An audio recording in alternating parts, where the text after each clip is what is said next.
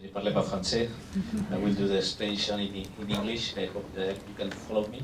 But the text of the figures are also translated in French, so I think it's better for you to follow the text.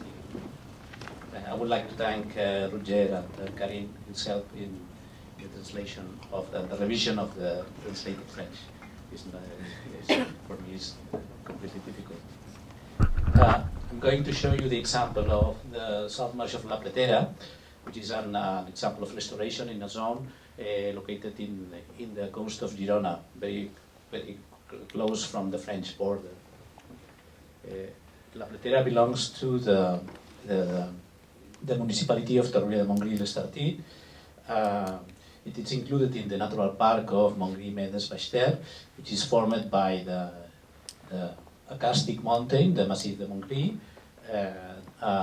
some islands, the Médès Islands, which are very interesting in the submerged zone, and the wetlands of the River Ter, which from where the La Pletera is ubicated. You can hear me? Oh, sorry. The surface is very small. It's a very small area, especially if we compare it with your big lagoons, only 60 hectares, from which half of them are temporary lagoons in the terms that Matilde explained before.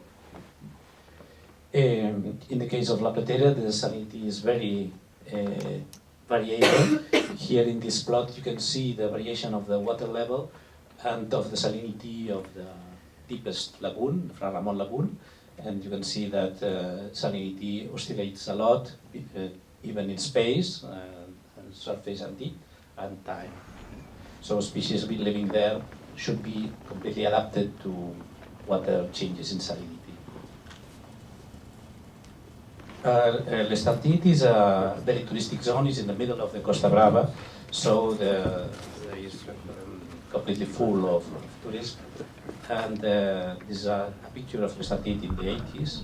And during this time, managers and administrators realized that the tourist model based on sun and beach was finished. This is the end, no? And no, it's better, no. And during this time, due to a strong economic crisis, they decided to change the model, to try to find another way to make tourism to come there. And one way was to put in value the natural and also the cultural heritage of the zone, considering that in the surrounding of the Tartis there are a lot of natural spaces. That is the case of La Pletera. The first thing that they do is to change the Plan General de Urbanisme, the urbanism plan. These maps here represent the variation of the urbanism plan in the zone, in the municipality of Torroella-de-Montgrí. And you can see that in the past, most of the area it was susceptible to be urbanized, no? Especially the coastline. And this was reducing, and at the end, in the beginning of the century, the general plan of urbanism even changes the classification of part of the beaches, of the beach areas. And this is the case of La Pletera, located here, which was considered as urbanizable in the past, and now is redefined as natural habitat. Sorry.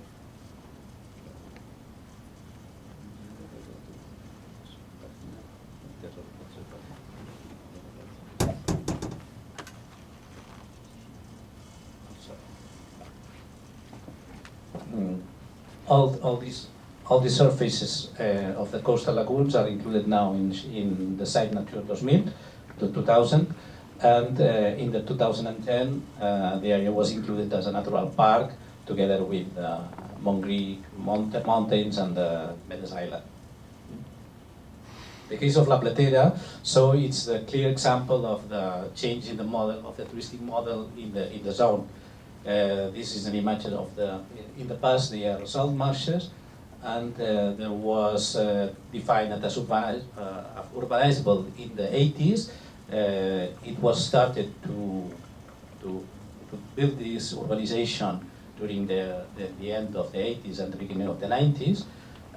So it was built a promenade, like this here, with an elevation to prevent for flooding, for sea floodings, and the streets to be built in all this area.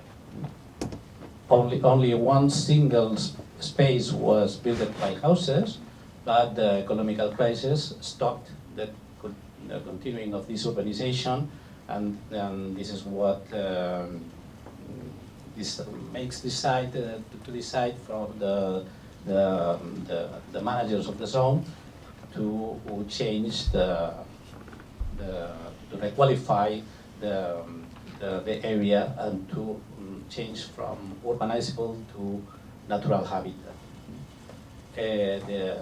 After that, in the beginning of the 20s, this century, we started with some restoration efforts, and this finished the restoration. The final restoration was developed using in base of a life project, a life nature project, which was developed between 2014 and 2018.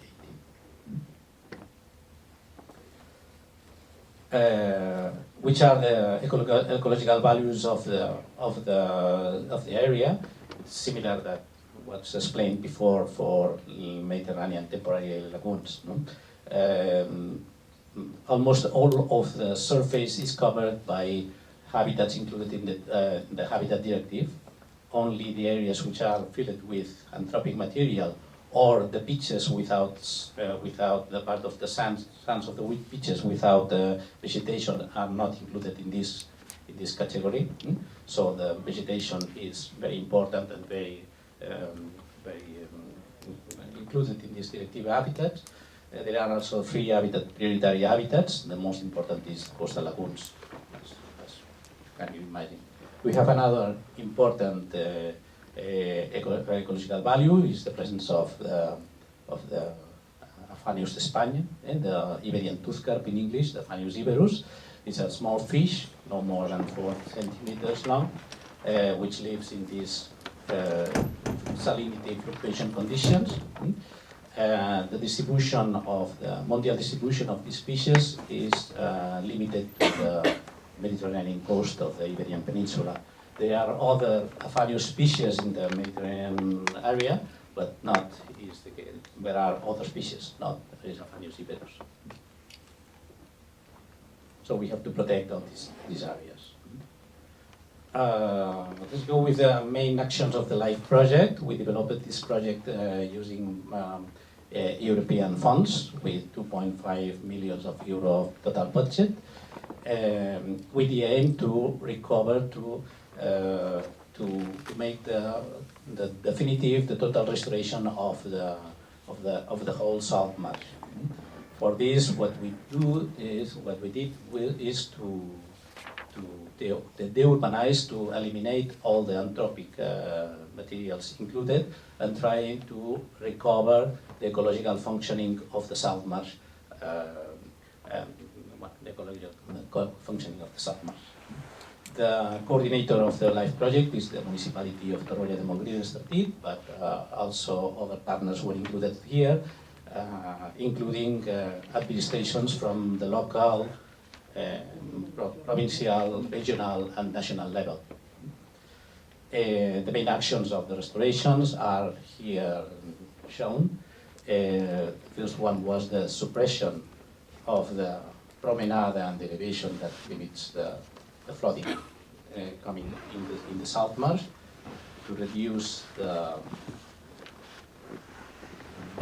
accumulation of anthropic filling material, to recover the ancient elevation of the Saltmarsh, to restore the littoral dune, and also to remove some slopes built in the surrounding of the lagoons to control the overflowing of the water of the lagoons.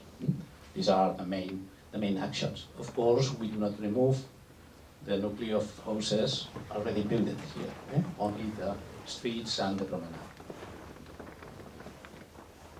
This restoration was based on some ecological criteria, which are here listed, which are hierarchical. It means that if there is a trade-off between one of the criteria, the first one prevails always. The first one is the recuperation of the recovery of the ecological functioning. The second is the conservation of the fish, of the Phanius iberus. That means that we need some permanent nuclei to prevent that fish will be there all the year. The third is to avoid intervention in areas with ecological interest, mainly the areas with brackish water vegetation. To recover the ancient elevation level of the zone, and also to make a design that recalls that here we had unfinished and not desired intent of urbanization. And these are the 5 criteria. And here you can find an orthophoto map of the 2 situations, before and after the restoration, before with the promenade and the streets, and after with lagoons and salt marshes.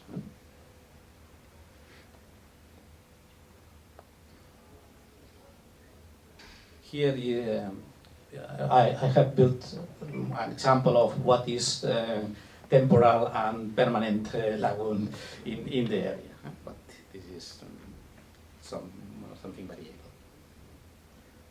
Some pictures of the restoration in the upper part, and in the final results in the lower part. And an image, an aerial image of the zone before the restoration with the promenade and the streets, and after the restoration with the lagoons. The conservation of the biodiversity is not the only objective of the restoration. Is not the only thing that we have to consider here. The lagoon also, the salt marsh also causes have other advantages. It gives us some ecosystem services, and here there are some examples of these. The first one is the protection against the sea storms during the protection from the flooding during sea storms. These images are 2 images of modeling of the distribution of the seawater during a strong sea storm. Under 2 situations: the situation based on with the existence of the promenade and the filling material on the left, and the situation after the restoration on the right. The line, this line, this green line represents the limit of the salt marsh, and the inner part are not public, are private terrains. No? You can see very easy here that with the presence of the promenade, the salt water enters beyond the limit of the salt marsh and floods with seawater the private terrains. And this is not the case after the restoration. This is so because with the presence of the promenade, the brackish, the salt marsh cannot laminate the seawater, and all the energy of the seawater concentrates in very specific zones, and then the entry goes further to the interior. This causes the flooding inside. Another case of ecosystem services is the dune restoration. This is an example of how different is the effect of the sea storm in a dune when the dune is covered by vegetation or not. This first picture is a dune completely vegetated, and this picture is a part of the dune without vegetation. And these are pictures done after a strong sea storm.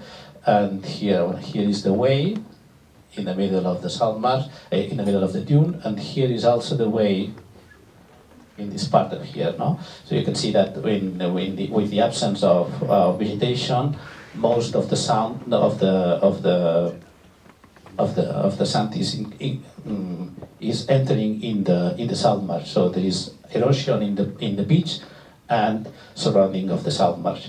When the vegetation is full of species and and the dune is well conserved, there is no effect.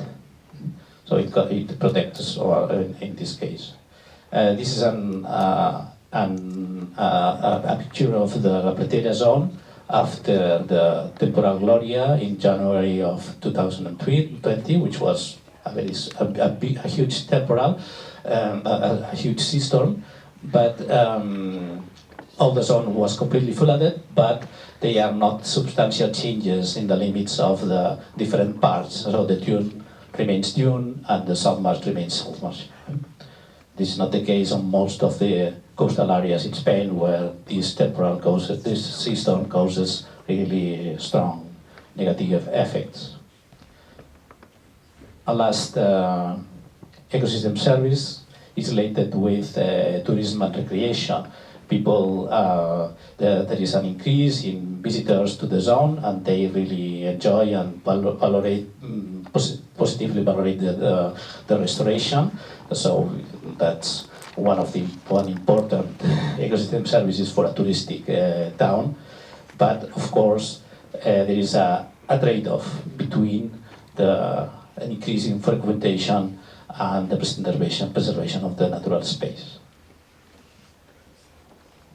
And that's what you want to show. Thank you for your attention.